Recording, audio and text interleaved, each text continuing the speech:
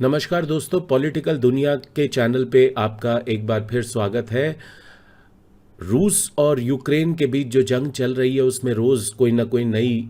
और चौंकाने वाली खबरें सामने आ रही हैं। एक ऐसी ही खबर आई है जिसके अनुसार ये कहा जा रहा है कि रशियन अथॉरिटीज़ ने जो सबसे पहले कैप्चर की गई सिटीज़ में से एक जो सदर्न पार्ट में है यूक्रेन के खैरसॉन,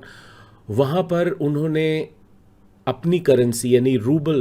को इंट्रोड्यूस किया है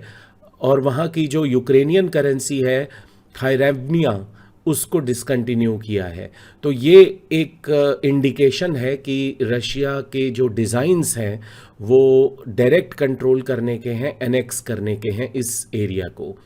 खैरसॉन जो है वो शुरुआती दौर में सबसे बड़ा शहर था जिसको इन्वेडर्स ने यानी रशियंस ने कैप्चर किया था और यहाँ पर मारियोपोल की तरह बहुत ज़्यादा डेवस्टेशन भी नहीं हुआ था जो ईस्ट में हो रहा है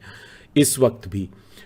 उसकी तुलना में बहुत कम यहाँ पर डेवस्टेशन हुआ था और यहाँ पर काफ़ी सारे जो यहाँ के रहने वाले बाशिंदे हैं वो रशियन स्पीकिंग हैं और जो लोकेशन है इस शहर की, अगर आप इस मैप को देखें तो ये दक्षिणी हिस्से में है। खैरसॉन नाइपर नदी के बिल्कुल फेस पे है और दूसरा इम्पॉर्टेंट बात यह है कि ये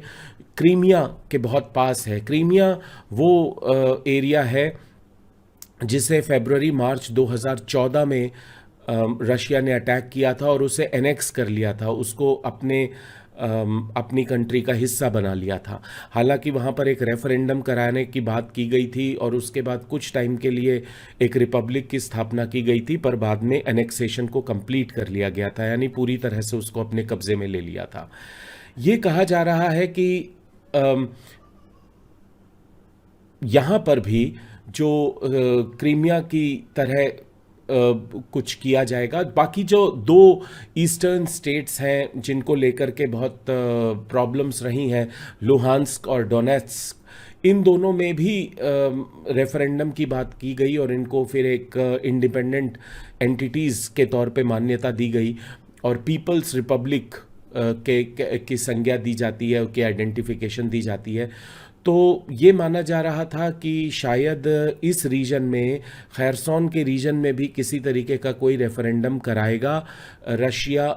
केवल नाम के लिए ही, और किसी न किसी तौर पे वहाँ पर एक पीपल्स रिपब्लिक ऑफ खैरसॉन टाइप का कुछ इस्टेब्लिश करेगा और वहाँ पर अपने प्यादे बिठाएगा और उसको कंट्रोल करने की कोशिश करेगा। लेकिन अब वहाँ पर अपनी करेंसी को शुरू करने का मतलब यह है कि शायद रशिया ने अपनी नीति में कुछ बदलाव किया है और अब वो डायरेक्टली कंट्रोल करना चाह रहा है इस एरिया को। जो लोकल लीडरशिप है इस रीजन की, वो इसको थोड़ा सा अलग तरीके से एक्सप्लेन कर रही हैं और उनका ये मानना है कि शायद ये जो कदम है करेंसी को लाने का,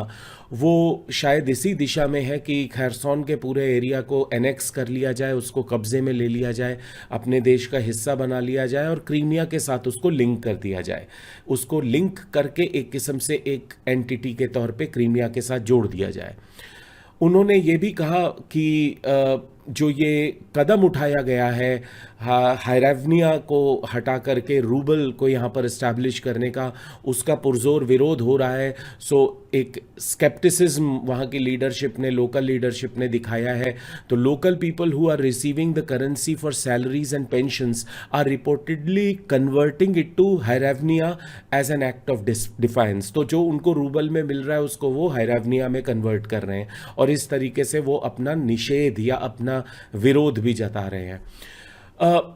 जो इस सब के पीछे पॉसिबली जो पर्पस है, जैसा हमने कहा कि वो यही है कि द इंडिकेशन ये मिल रहा है कि Russia the intent of the Russia is to exert a strong political and economic influence in Kherson over the long term, लंबे समय तक। लेकिन इसके साथ साथ एक और बहुत इंटरेस्टिंग खबर आई है इन्हीं दिनों में, 27-28 अप्रैल के आसपास ये खबर आई थी और इस खबर के अनुसार एक किस्म से इस पूरे रीजन में, खैरसॉन के रीजन में, जो कि बहुत बड़े पैमाने पर यहाँ से एग्रीकल्चरल प्रोड्यूस जो है वो कहा जा रहा है कि इलीगल तरीके से दूसरी जगहों पर भेजा जा रहा है रशिया की। सो यूक्रेन के रिसोर्सेज को खैरसोन के एरिया से अब रशिया अपने पूरे क्षेत्र में ले जा रहा है, क्योंकि सैंक्शंस की वजह से काफ़ी डिफ़िकल्टीज हो रही हैं, और ऐसी सिचुएशन में ये पूरे के पूरे रिसोर्सेज जो यूक्रेन के हैं उसको ले जाकर रशिया यूज़ कर रहा है। और ये कहा जा रहा है कि चेचन्या जैसी जगहों तक एग्रीकल्चरल मशीनरी जो है खैरसोन के इलाके से वो चेचन्या जैसी जगहों पर भेजी गई है। तो ये एक बहुत ही इलीगल एक्ट आप कह सकते हैं किया जा रहा है। एक ऑक्यूपाइड जो एरिया है उसके रिसोर्सेज को इलीगल तरीके से, एक किस्म से हम कहेंगे कि उसको